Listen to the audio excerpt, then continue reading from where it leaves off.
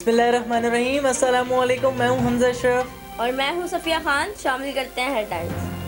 एक गैर फौजी खातून की जानिब से खुद को पाक फौज के अफसर की बीवी जाहिर करके पाक फौज का इमेज खराब करने की कोशिश। खातून की वीडियो सोशल मीडिया पर छा गई।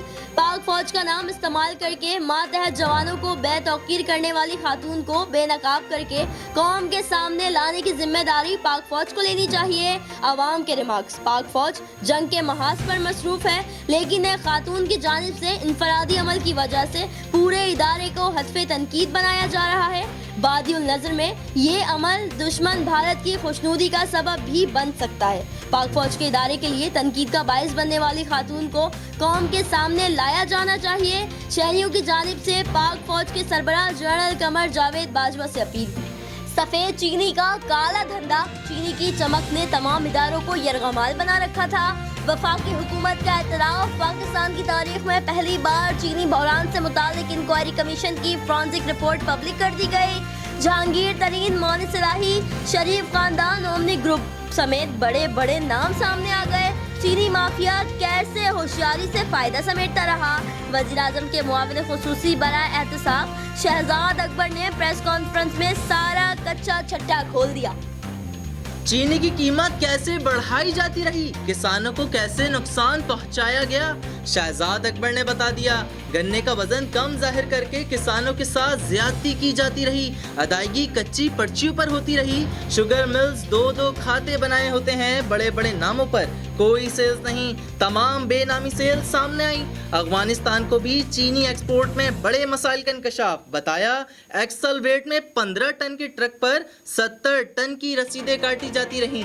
वफाकी वजीर science and technology Fawad Chaudhry ने एक बार फिर रोयत हिलाल कमेटी खत्म करने का मुतालबा कर दिया। कहते हैं ईद उल फितर 24 मई को होगी। रोयत हिलाल कमेटी पीर को करना चाहती है। कल प्रेस कॉन्फ्रेंस में बताऊंगा ईद 24 मई को क्यों बनती है। ये भी बताऊंगा कि रोयत हिलाल कमेटी क्यों पीर की ईद करना चाहती है। साइंस के जदीद दौर में रोयत हिलाल कमेटी की हमें कोई जरूरत नहीं। रेलवे का ऑनलाइन टिकटिंग सिस्टम एक ही दिन में जवाब दे गया। वफाकी वजीर रेलवे का ऑनलाइन सिस्टम में खराबी पर टिकटिंग रिजर्वेशन ऑफिस खोलने का ऐलान। शेख रशीद का कहना है रावलपिंडी, लाहौर, कराची में रिजर्वेशन दफातर को कल से खोला जाएगा। हर रेलवे की 7% तक रजिस्ट्रेशन की जाएगी। वजीर आजम ईद सादगी से मनाने का ऐलान करें। वजीर आला सिंध की अपील। मुराद अली शाह ने प्रेस कॉन्फ्रेंस में कहा कि मार्केट्स खुलने से खदशा है कि 14 रोज बाद केसेस बढ़ेंगे। NFC की तश्कील गैर कानूनी है। वजीर आजम को खत लिखा है कि नोटिफिकेशन वापस लिया जाए।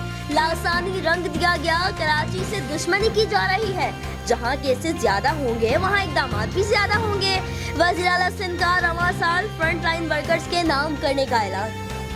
मुल्क भर में लॉकडाउन में नरमी के बाद कारोबारी सरगर्मियां बहाल। बाजारों में रश।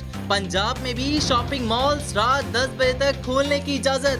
बलूचिस्तान में 2 जून तक स्मार्ट लॉकडाउन में तोसी। कराची समेत दुकानदारों ने रात 9 बजे तक दुकानें खोलने की इजाजत का मुतालबा कर दिया। PTI मरकजी नायब सदर रुकन सिंध असेंबली हलीमा दिल शेख का दादू का दौरा। PTI रहनुमा ने गरीबाबाद गर्ल्स स्कूल का दौरा किया। दौरे के दौरान हलीमा दिल शेख ने स्कूल में खड़ी भैंसों से सवालात भी किए। हलीमा दिल शेख का कहना है दादू के अस्पताल में 100 से ज्यादा डॉक्टर भाड़े पर गए हुए थे। टांग जोड़ने का डॉक्टर दिल का इलाज कर रहा है। ना ही दवाइयाँ हैं ना ही इलाज। बच्चे बाहर, भैंसे स्कूल के अंदर हैं। बच्चों के बजाय स्कूल में भैंसे पढ़ रही हैं।